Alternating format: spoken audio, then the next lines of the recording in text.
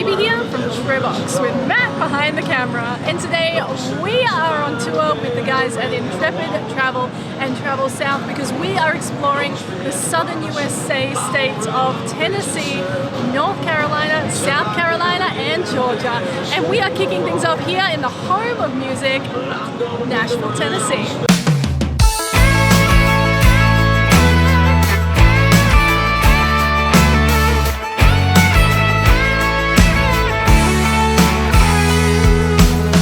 To help you travel well, we are going to be sharing all the details of our trip, all our travel tips and hints, and everything we experience along the way. Now, as we all know, Southern USA is all about great food. We are talking soul food, deliciousness, things that make you feel good, and we are kicking off our time here in Nashville with food. Perfect way to start it. So we're gonna head into Butcher and the Bee here and check it out. Everything's really fresh. We've got lots of little small plates. Everyone's tucking in and sharing. The food is so flavoursome. Really big spices, which I love. Yum. We actually flew to Nashville today, all the way from Australia. We're talking 12-hour flight to LA, transfer 4 hours here to Nashville from LA. So we are going to go hit the hay now that we've had our first taste of Nashville. We'll be up bright and early tomorrow because we've got a whole day full of fun activities and great food planned for you.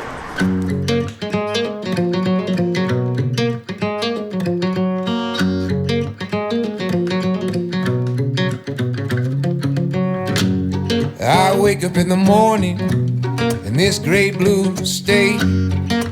Golden fingers caress my face, slips through the window on a silky breeze. A dreamer's line to plant some seeds. The Loveless Cafe has been serving up fantastic traditional food for over 65 years, and their biscuits here are legendary.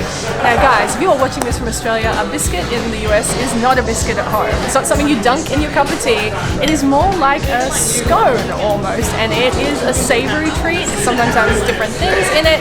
They look amazing, and the lovely Jess is lucky enough to try it for us. It tastes like a buttery scone, which I know is not a word, but it is.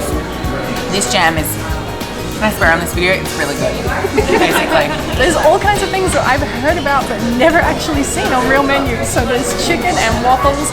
Matt has got this insane barbecue pulled pork up from the smokehouse out back. I'm thinking eggs.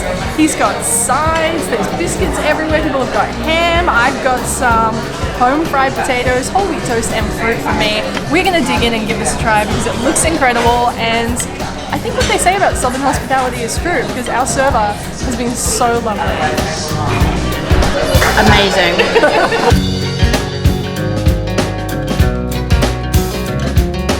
Alright guys, so we're gonna be at the Hall of Fame in just a minute here. We just checked out the Country Music Hall of Fame, you guys. Their entry is around about $26 American per person to go in, and once you get in there, they've got some permanent exhibits and some rotating exhibits as well.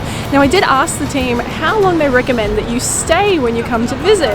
They said you could definitely do about 1 to 2 hours, but if you wanted to do the additional guided tours, you could spend about 5-6 hours here if you were really into it. And I gotta say, I had a really good time in there. It's so cool to see all of these historic pieces. I mean, you've got Elvis's gold-plated Cadillac and the story behind it, lots of costumes from people like Dolly Parton and Patsy Cline. It was just really good and really good fun. So I definitely recommend it, and if you're a music buff, you're gonna want to spend as much time there as possible.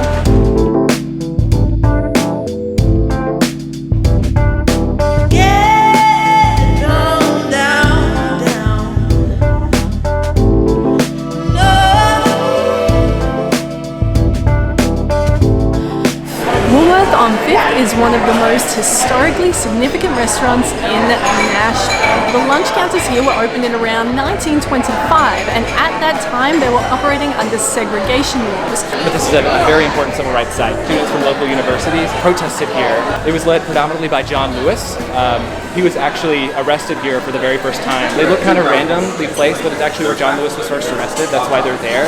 We get to come here, enjoy a delicious meal, and be in one of the most historically important places in Nashville, where the hard work, determination, and incredible fighting will of other people have made huge changes.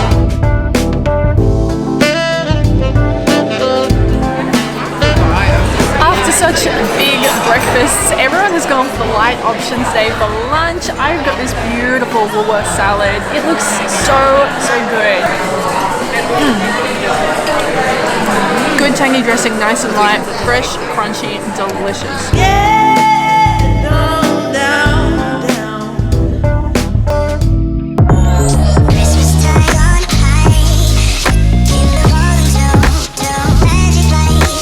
We are at Nelson's Green Brier distillery here in Nashville. Now this place has a really interesting history. In 1870, a savvy man named Charles Nelson took notice of the demand for his whiskey. He acquired a distillery and quickly became the largest producer of sour mash whiskey in Robertson County. Now he was producing around 1.4 million litres of whiskey. To put that into context, at the same time, Jack Daniels was only producing 87,000.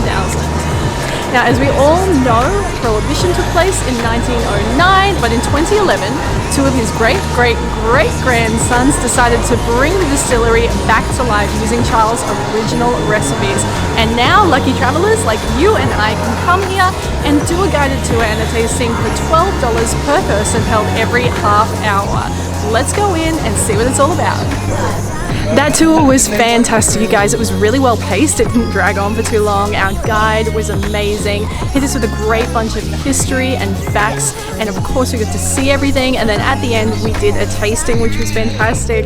I'm not a big whiskey drinker, so it was a little bit stingy for me, but it was still really nice to try everything and really sample that original recipe of Charles Nelson's. It's like you're drinking the history.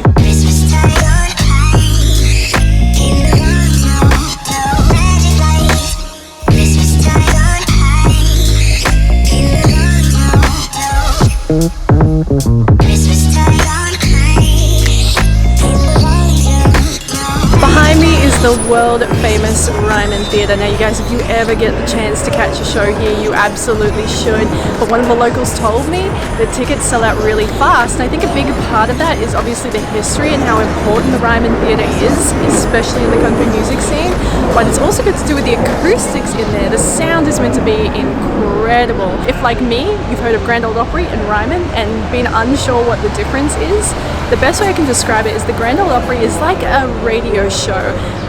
It's like a kind of an exhibition show for performers, and really the kind of vibe is if you really want to make it, you have to perform on the Grand Ole Opry stage. Obviously it's extremely competitive and it's really hard to perform and share your music and your talent there, but if you do get the chance, it's the launching pad for many a career. So all those stars that you know and love, they have performed at the Grand Ole Opry, and many of them have performed here at the Ryman.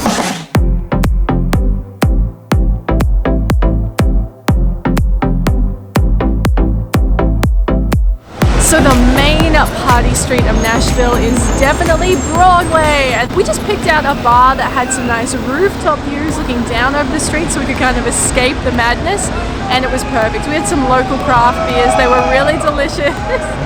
This is such a party place. Our tour guide was actually telling us it's like the bachelor party of the world. Oh my god, come here, look at this.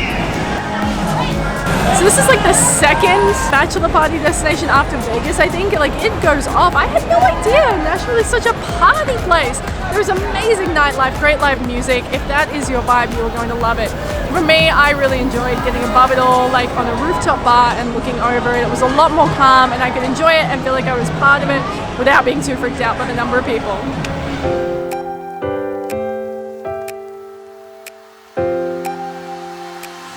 So our next stop is here at the Wild Horse Saloon. What a great name for a place.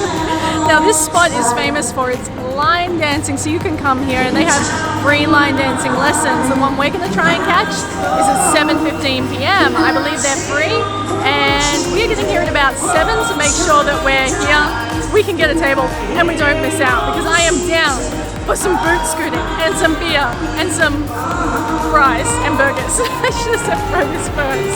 Alright you guys, let's head into the Wild Horse and have a fun night.